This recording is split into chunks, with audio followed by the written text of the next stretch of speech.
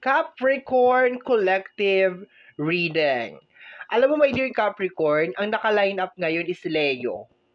Pero naramdaman ko yung energy mo ngayon. So susundin ko, my dear, yung nararamdaman ko. Okay? So, hello mga my dear Capricorn. Hello, hello, hello. Kumusta naman kayo mga my dear? I hope and pray na nasa mabuti kang kalagayan sa mga oras na ito. Ang gagawin natin ngayon is your collective reading. Okay? Collective reading tayo today. And gusto ko lang din magpasalamat sa inyo mga my dear Capricorn sa walang sawang suporta, pagmamahal na ibinibigay po ninyo sa akin at sa ating channel. From the bottom of my heart, mga my dear Capricorn, maraming salamat po. Super thank you mga my dear. I love you so much. Okay? Sa mga hindi pa po nakakakilala sa akin, hayaan niyo po my dear na ipakilala ko ang aking sarili. My name is RJ, your tarot card reader. Okay my dear, umpisahan na natin to. Tama na ang chika-chika. Okay? So umpisahan natin my dear ang reading mo sa pagkuha ng energy mo today. Okay? Energy mo, tingnan natin. Gusto ko malaman kung ano ang energy mo today. Isa-shuffle ko na lahat ng mga cards, my dear, tapos dadampot na lang ako ng dadampot kasi medyo naiinis ako pag naghihintay ako ng jumping card tapos ang daming nahuhulog. So, minsan hindi ko na siya channel out lahat ng energy kasi ang daming nahuhulog. So, I decided na isa-shuffle ko siya, ilalagay ko siya dito, and then dadampot na lang ako. So, ito yung pinaka-main event natin, and ito, my dear, is yung kanyang magiging clarification. Gusto ko yung jumping card. Kaso, pag yung baraha kasi, my dear, medyo matagal na. Yung ang dami niya ng tupi, yung mga ganyan. Hindi talaga maiiwasan na ang daming nahuhulog. Okay? So, ito, medyo okay pa to. Makakakuha pa tayo ng jumping card dito na pa isa-isa. Pero dito sa kabila, medyo alanganin na tayo dyan. Okay. So, my dear Capricorn, cut na natin into 3. 1, 2, 3. Kagaya ng sinabi ko kanina, start tayo sa energy mo. Okay, energy ng ating mga my dear Capricorn is the 7 of Pentacles. Okay. Itong card na to, my dear, is related sa energy ng harvesting. Okay, ito may nakikita ko, my dear, is parang harvest. Kung makikita mo dyan, my dear, yung ating character. Okay, si 7 of... ano ba sabi ko kanina? 7 of Swords? 7 of Pentacles, Kung nasabi ko kanina 7 of Swords, I'm very, very sorry. 7 of Pentacles, my dear. Okay, the harvest card. Okay, misa kasi iba yung sinasabi ko sa nakikita ko. Bakit kaya? No? Mali-mali bang tawag dun? Okay, this is the 7 of Pentacles. Kung makikita mo, my dear, ang tawag ko dito is the harvest card. Okay? Kasi kung makikita mo naman, kahit naman sa ibang mga cards, ganun din siya. Pero ito kasing card na to is very specific yung image niya. Kung makikita mo dyan, my dear, meron si 7 of Pentacles, parang inaano niya, my dear, yung mga tinapay sa oven, okay? Social oven, okay? Sa sinalumang tawag is hurnuan bang tawag doon? Lutuan, ano bang tawag sa sinaunang panahon? Basta parang oven, okay? So parang inaano niya na yung mga tinapay, parang luto na siya.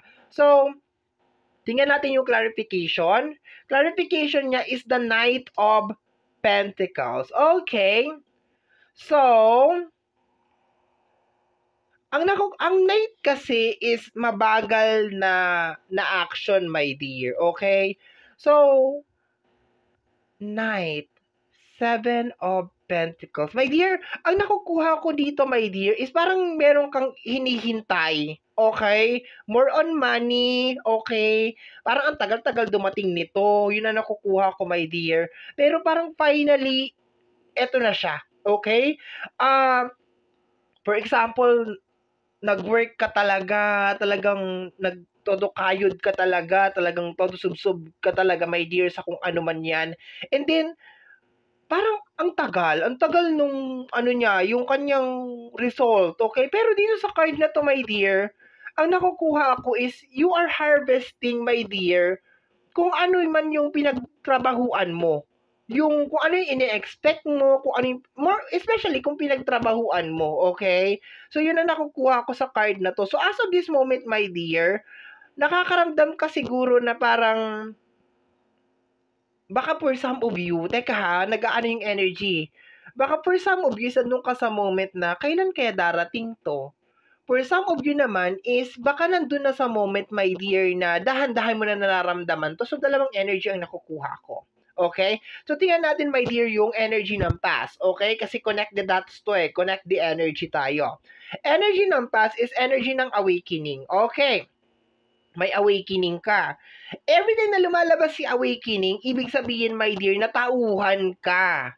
Okay, natauhan ka sa isang bagay. Okay, baka nasa isang, yung energy mo dito mo nilalagay, tapos hindi naman, wala naman nangyayari, dito mo nilagay, dito mo nilagay, dito mo inano, and then nagkaroon ka ng awakening. Tingnan natin, ika-clarify natin to ha. Energy ng past is the chariot, di ba?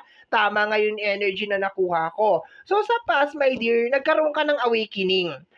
Ang problema kasi dito, my dear, na nakukuha ko, mamaya meron tayong blockage card.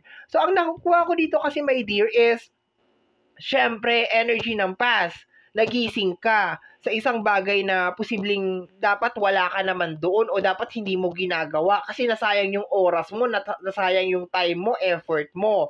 Ngayon, nandun na tayo. Siyempre, process na. Tama na yung ginagawa mo. Nag-focus ka na sa work. Sa tamang landas ka na ngayon. Ang problema kasi, my dear, hindi yan kaagad-agad magkakaroon talaga ng result. Okay? So, tama yung sinasabi dito, my dear, na kung ano yung ini-expect mo, parating na siya. Nagkaroon lang talaga, my dear, ng mga delay kasi posibleng nasa maling lugar ka nagpunta, okay? Yung attention mo, yung focus mo, yung energy mo is nasa maling lugar. Ngayon, hindi ko na sinasabi, my dear, na kakaalis mo pa lang doon. I think nakaalis ka na doon and then nakapag-umpisa ka na. Kaso, hindi kasi siya kaagad, kumbaga sa pagtatanim ng halaman, hindi siya kaagad mamumunga. It takes time. Siguro kung noon ka pa nagkaroon ng awakening, yung noon pa, baka ngayon meron ng bunga. Kaso ang problema kasi is, parang sinasabi dito sa card na to na kinailangan mo muna talagang, alam mo yun, magtanim, diligan, kung ano man yan talagang kinakailangan mo, posible for some of you, kinakailangan mag back to zero, parang ganon, okay? Pero so far, maganda yung energy nga dito kasi naglalabas siya, my dear, na kung ano yung pinagtrabahuan mo, kung ano yung tinanim mo is mamumunga na siya very, very soon, okay? So, tingnan natin yung blockage, okay? Blockage is, okay, the Ten of Pentacles, okay?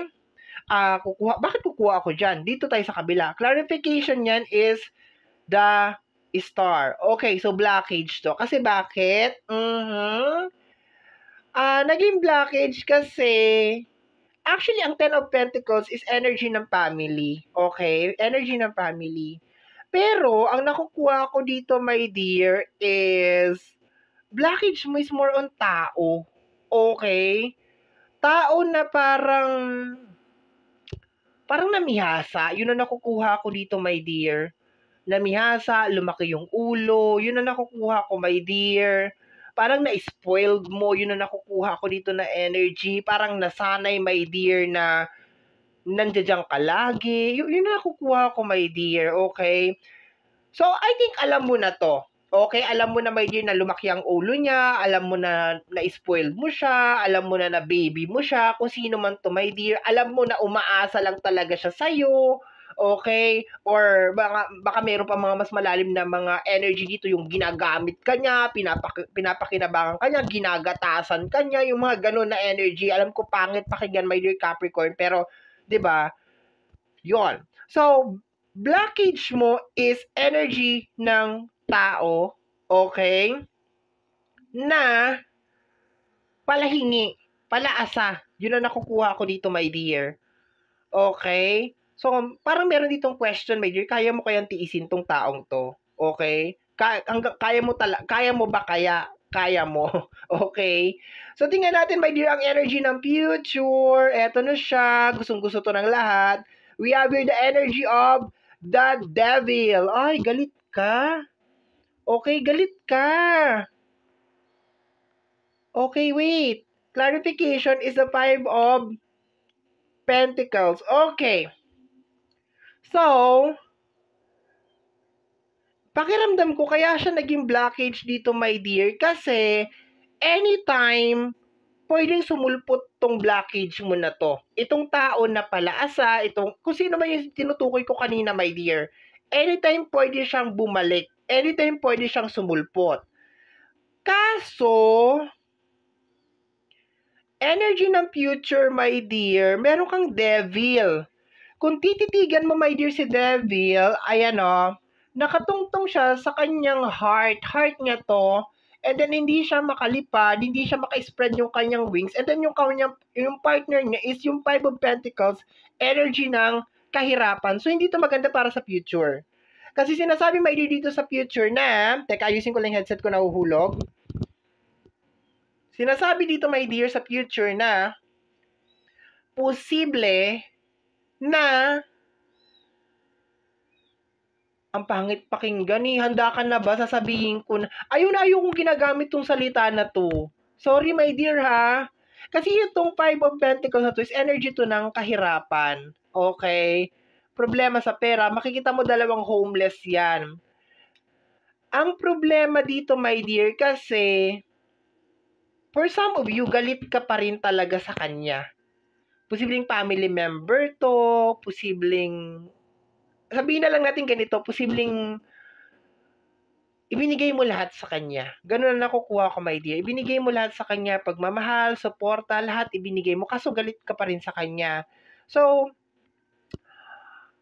ano to, my dear? Sa future, my dear, posible ka pa rin magkaroon ng mga problema sa usapin ng pinansyal. At ang pakiramdam ko nun, my dear, is kaya ka magkakaroon ng problema sa usapin ng pinansyal is hindi dahil sa kanya. Yes, anytime pwede siyang sumulpot, anytime pwede siyang bumalik, kasi posibleng kapamilya mo to, or baka nandyan lang talaga siya sa gilid-gilid, kaya hindi talaga siya mawala-wala, 'di ba? Pero, yung galit, yun ang nakikita ko dito, my dear. Dadalhin ka nung galit mo sa ibang level. To the point na, alam mo, my dear Capricorn, naniniwala ako na personal naniniwala ko, my dear, na minsan hindi talaga ibinibigay sa atin ni Lord yung mga dinadasal natin, especially sa usapin ng pera, pag meron kang galit sa puso mo.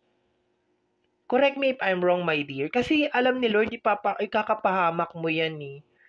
Ibibigay niya sa'yo yan pag nakita niya na parang wala na yung galit, yung okay ka na.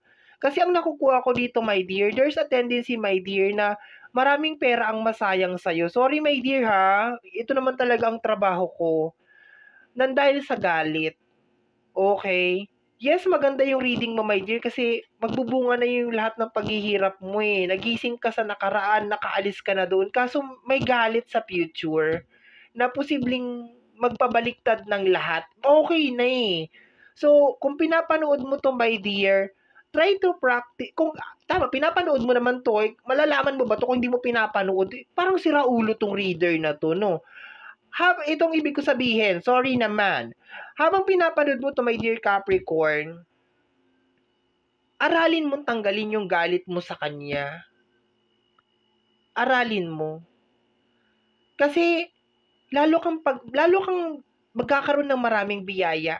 At saka para hindi ka na rin makagawa ng mga maling desisyon nang dahil sa galit. Tanggalin mo yung galit mo sa kanya. Nandun na tayo, my dear Capricorn, nakagawa siya ng hindi maganda sa'yo. Pero hayaan mo na lang, my dear Capricorn, na siya ang magdala nun at hindi ikaw.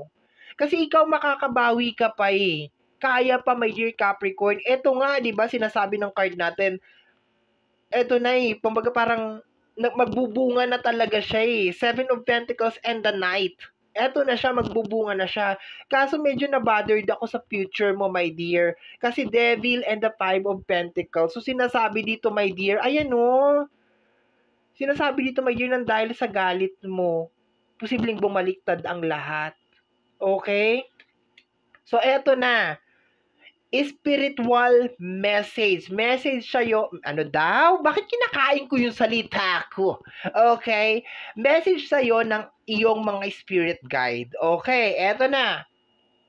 We have here the 10 of Wands. Bawasan mo ang mga bagay na nagpapahirap sa'yo, my dear. Clarification is the death card. My dear, tama na. Tama na. The damage has been done. Tama na. Hayaan mo siya ang magdala.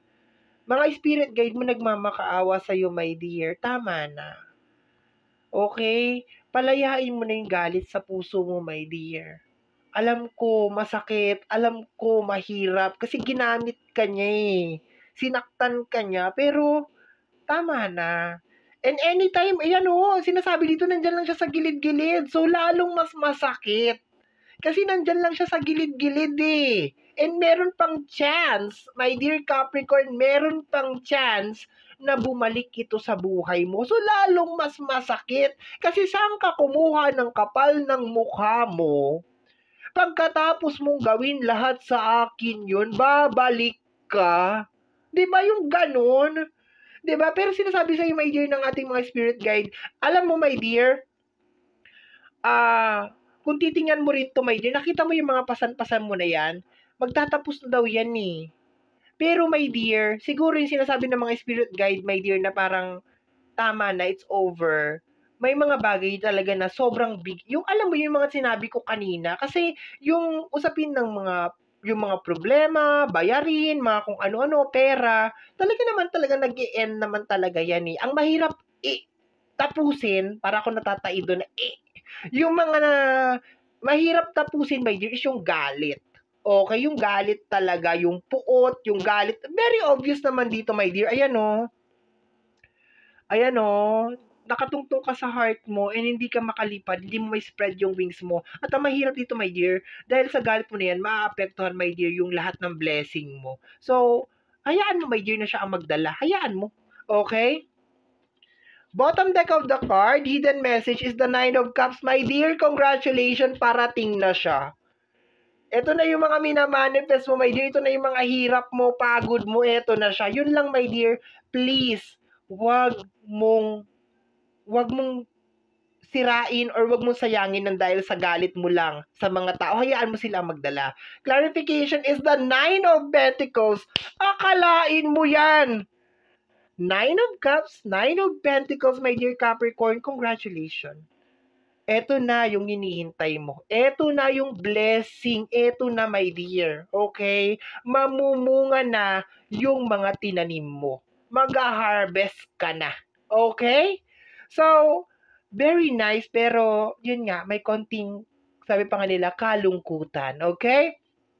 So, my dear Capricorn, yan ang iyong collective reading. Somehow, my dear Capricorn, kung nagustuhan mo to, especially kung napadaan ka lang, don't forget to subscribe. Pagka-click, my dear, ang notification. Ano daw? Notification bell para ma-update ka sa aking mga upload. And free to like, free to share, free to comment sa lahat ng ating mga videos. Once again, my name is RJ, also known as Apo J. Maraming salamat po. And until next time, bye-bye. Thank you, my dear.